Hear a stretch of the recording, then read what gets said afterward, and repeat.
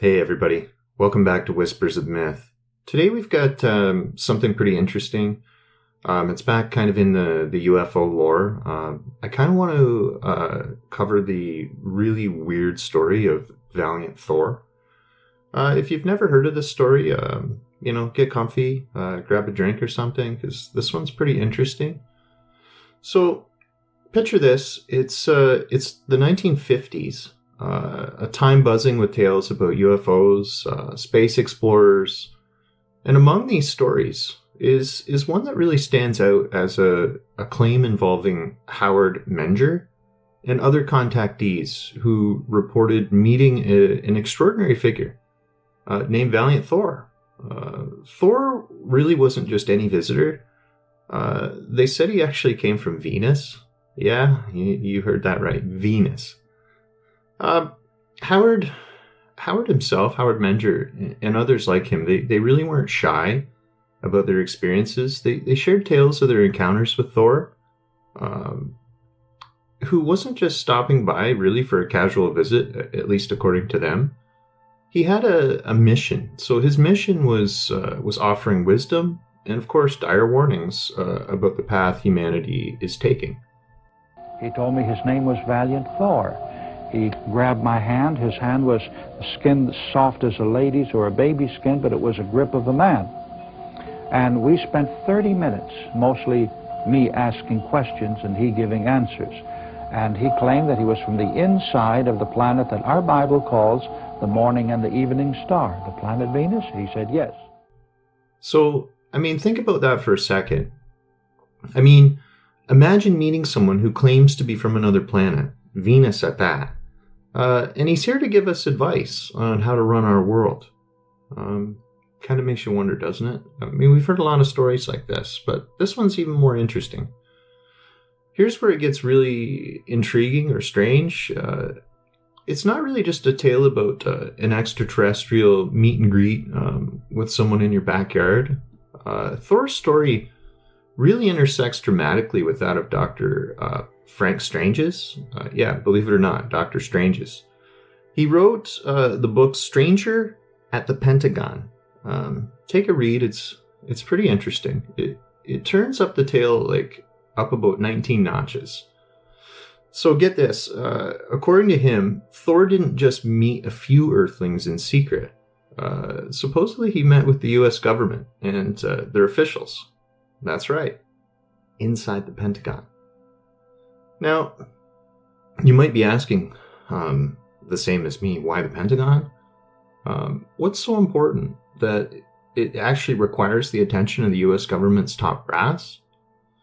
So, Dr. Strange, or Dr. Strange's, suggested that Thor was here to help, offering advanced Venusian knowledge to aid in resolving global issues. Maybe it had something to do with Venus's atmosphere getting ripped off when it got too close to the sun. All of this time, Mr. Thor was at the Pentagon for 3 years, mind you, and he was going and coming at will. He was brought to the President of the United States, Dwight Eisenhower, and Richard Nixon, offered to give them information on how the American people could successfully live without sickness, without poverty, without disease, and without death. They told him, "We're sorry that we cannot accept the information that you're freely giving us because it will ruin the economy of this nation." Well, sir, Commander Thor left on the morning of March 16, 1960, on the outskirts of Alexandria, Virginia, where his spaceship came down. He went into the spaceship and disappeared from sight. But imagine the possibilities. Technologies beyond our comprehension, solutions to our most pressing environmental problems, ways to achieve peace among nations, goes on and on. So the potential benefits could be revolutionary. But what year is it now? This happened in the 50s. It doesn't look like Valiant Thor was successful. But as you might expect, stories this wild bring up more questions than answers, really. There's an air of mystery. Why is there not more evidence? Where are the photographs? I think there's maybe one of someone pointing out who Valiant Thor is, and I'll share that in here. There's no documents.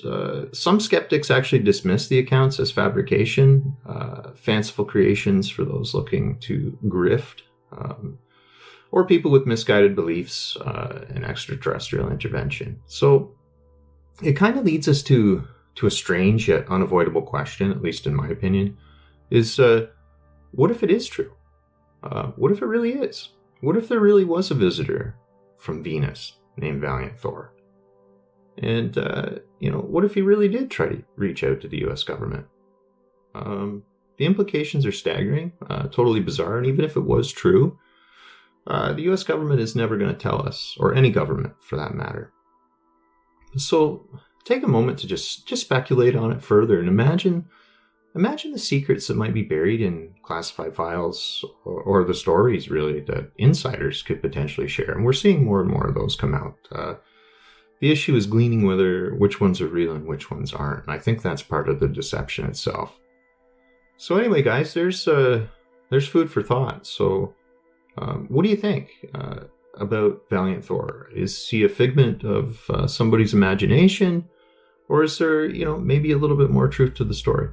So anyway, drop your thoughts in the comments. And I really want to hear your theories on this. This story's been out for a long time, so I imagine there's lots of more caveats to that story.